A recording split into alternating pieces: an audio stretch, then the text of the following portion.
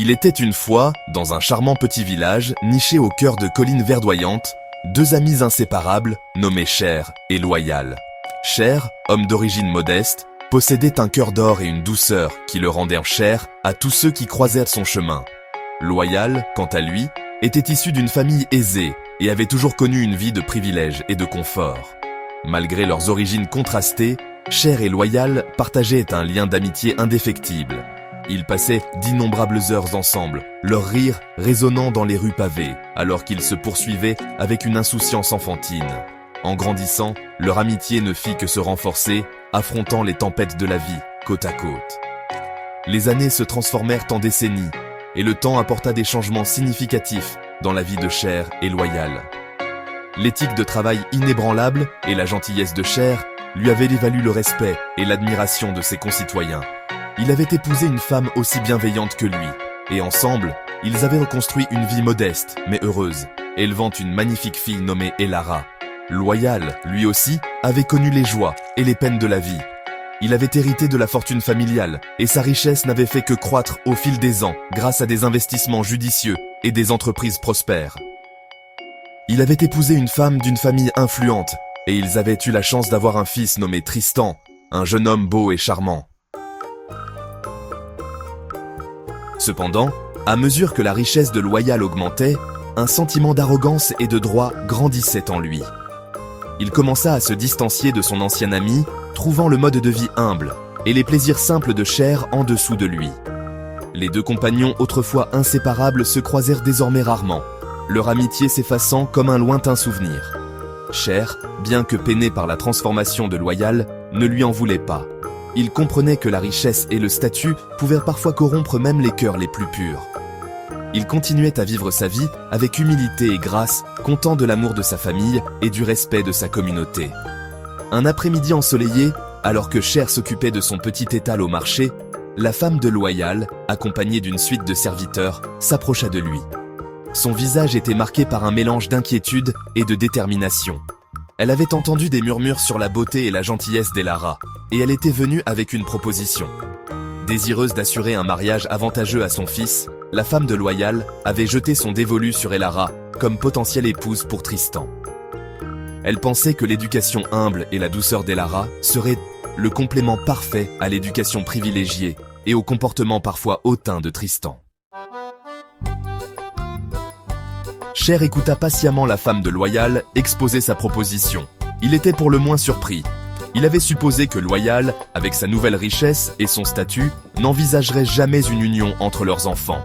Après tout, leurs familles évoluaient désormais dans des cercles différents, leur vie n'étant plus aussi liée qu'autrefois. Malgré sa surprise initiale, Cher se prit à envisager l'idée. Il avait toujours eu de l'affection pour Tristan, se souvenant de lui comme d'un enfant brillant et joyeux qui accompagnait souvent son père lors de ses visites chez Cher. Elara, elle aussi, avait entendu son père raconter le charme et la beauté de Tristan. Elle était intriguée par la perspective de rencontrer ce jeune homme qui semblait avoir gagné l'approbation de sa mère.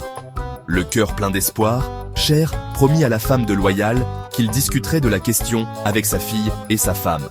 Il savait qu'Elara était une femme de caractère et d'esprit indépendant, et il ne la forcerait jamais à un mariage qu'elle ne désirait pas. Cependant, il savait aussi que la femme de Loyal était une femme d'influence, et qu'une union entre leurs familles pourrait apporter de nombreux avantages à la sienne. Alors que la femme de Loyal prenait congé, ses serviteurs chargés de cadeaux de soieries fines et d'épices exotiques, Cher ne pouvait s'empêcher de penser que cette tournure inattendue des événements était plus qu'un simple coup de chance. C'était comme si le destin lui-même était intervenu, offrant une chance de guérir la faille qui s'était creusée entre lui et son vieil ami.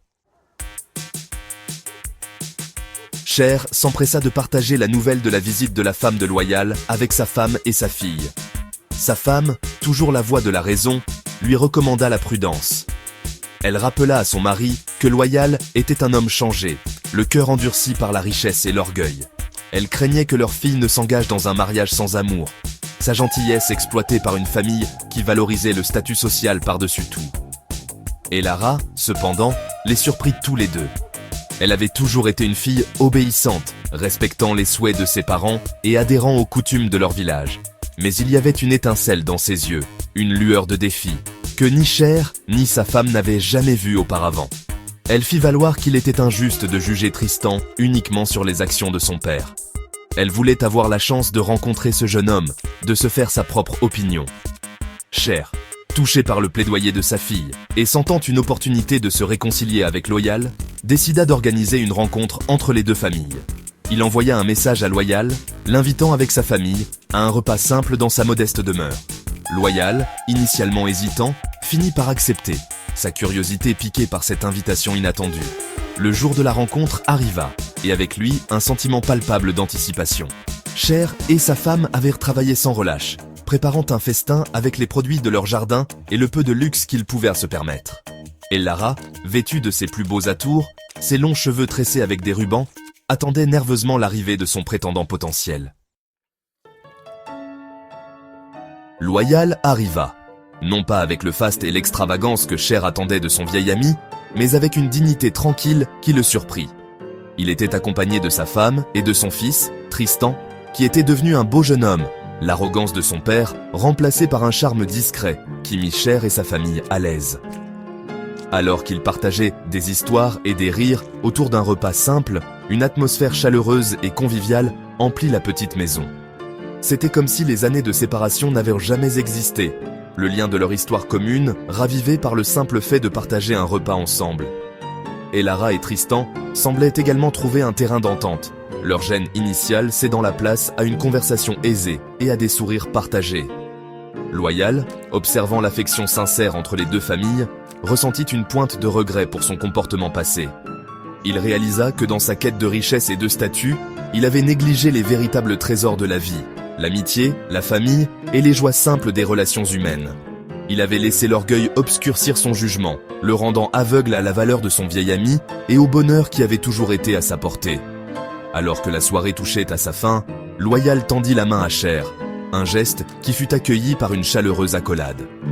Les deux hommes, autrefois divisés par l'orgueil et les circonstances, étaient de nouveau réunis, liés par un sentiment renouvelé de fraternité et un espoir partagé pour l'avenir. Ainsi, l'histoire de Cher et Loyal nous rappelle que la véritable richesse ne réside pas dans les biens matériels, mais dans la richesse des relations humaines et l'humilité de chérir ceux qui sont à nos côtés, contre vent et marée.